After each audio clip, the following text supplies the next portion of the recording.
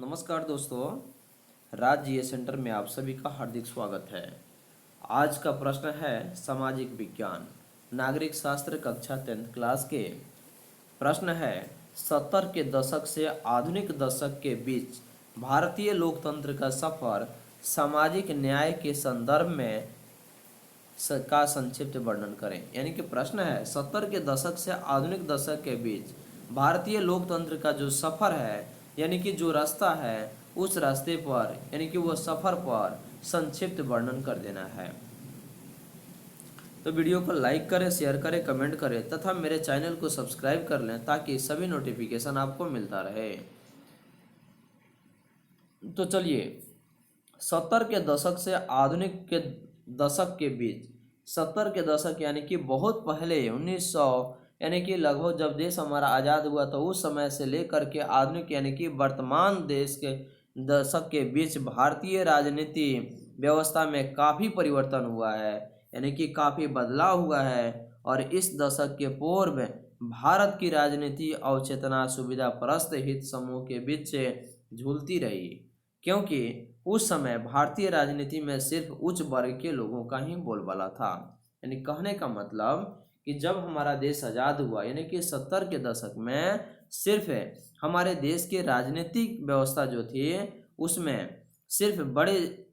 उच्च वर्ग के जाति के लोगों का ही बोलबाला था। उस समय भारतीय राजनीति में उन्हीं लोगों का ही बोलबाला था।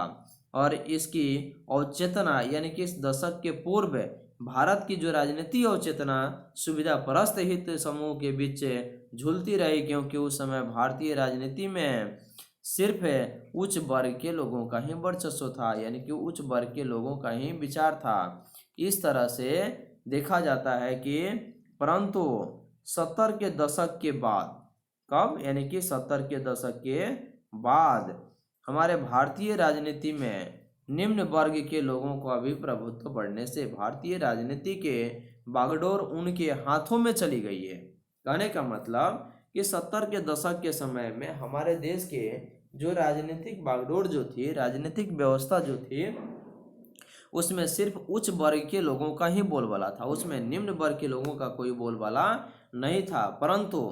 70 के दशक के बाद भारतीय राजनीति में निम्न वर्ग के लोगों का भी प्रभुत्व बढ़ने से भारतीय राजनीति के बागडोर उनके हाथों में चली गई। केवल केंद्र सरकार ही नहीं बल्कि राज्य सरकार में भी उनका वर्चस्व हो गया, यानी कि सिर्फ उनका राज्य में नहीं बल्कि केंद्र सरकार और राज्य सरकार दोनों में भी निम्न वर्ग के लोगों का वर्चस्व बन गया। जैसे कि देखा जाता है कि सन 1977 ईस्वी के आम चुनाव में राष्ट्रीय कांग्रेस पार्टी की हार हुई थी। यानी कि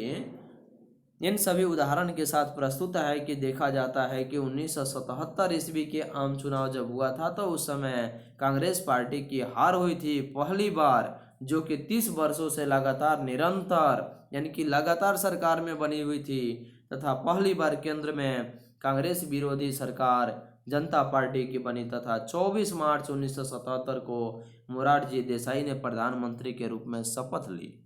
यानी कि यह आपका एग्जाम्पल उदाहरण है जो कि निम्न वर्ग के लोग, जैसे कि आपका मोरारजी देसाई जो थे वे एक निम्न जाति से बिलोंग किए थे, जबकि कांग्रेस पार्टी का जो बिलोंग करने वाले जितने भी नेता मंत्री थे वे सभी उच्च वर्ग के थे। इसलिए देखा जाता है कि 1977 ईस्वी के जो आम चुनाव हुए थे उस चुनाव में कांग्रेस पार्टी की हार हुई थी, और 30 वर्षों से यानी कि जो कि कांग्रेस पार्टी कितने वर्षों से 30 वर्षों से लगातार सत्ता में रहने के बावजूद 30 वर्षों से लगातार सत्ता में रहने के बावजूद भी इनकी हार हुई थी, और पहली बार केंद्र में कांग्रेस विरोधी सरकार यानी कि कांग्रेस की सरकार नहीं बनी बल्कि जनता पार्टी की सरकार बनी। और जनता पार्टी की सरकार बनने के क्रम में मोरारजी देसाई जो कि 24 मार्च 1977 ईस्वी को प्रधानमंत्री के रूप में पहली बार शपथ ली, जो कि एकदम निम्न वर्गीय परिवार से थे। और वर्तमान राजनीति में भी सभी जाति धर्म तथा लिंग जैसी स्थिति काफ़ी बढ़ गया है, तथा इन सभी की बढ़ने के कारण तथा विभिन्न राज्यों में वैश्य जाति के लोग वहाँ के मुख्यमंत्री भी बने हुए हैं। तो इससे पता चलता है कि जो स्थिति 1970 के समय जो थी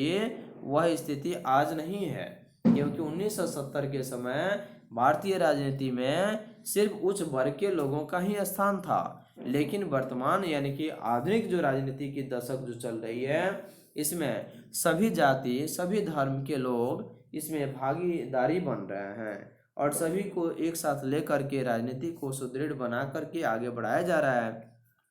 इन सभी कारणों से स्पष्ट होता है या देखा जाता है कि 70 के दशक में सिर्फ उच्च वर्ग के लोगों का ही बोलबाला होने के कारण निम्न वर्गों का मान सम्मान समाज में किसी भी दृष्टि से नहीं देखा जाता था, यानी कि हीन दृष्टि से देखा जाता था। परंतु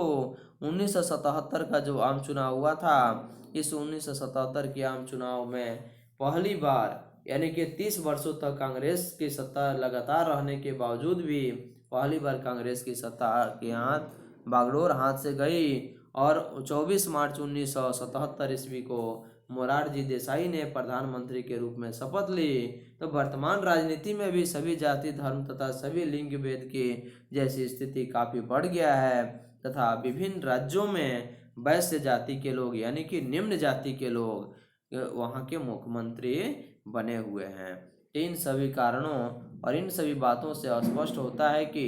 70 के दशक से आधुनिक दशक के बीच भारतीय लोकतंत्र का सफर रहा।